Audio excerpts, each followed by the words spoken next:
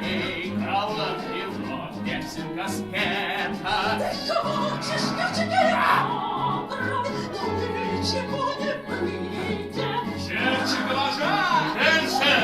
Рассвета нам сам не увидит. Ты его молоком корми. Просить о пощаде поздно.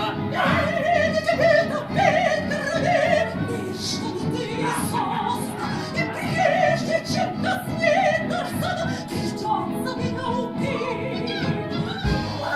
Это не я. Это ты сказала. Так тому и быть.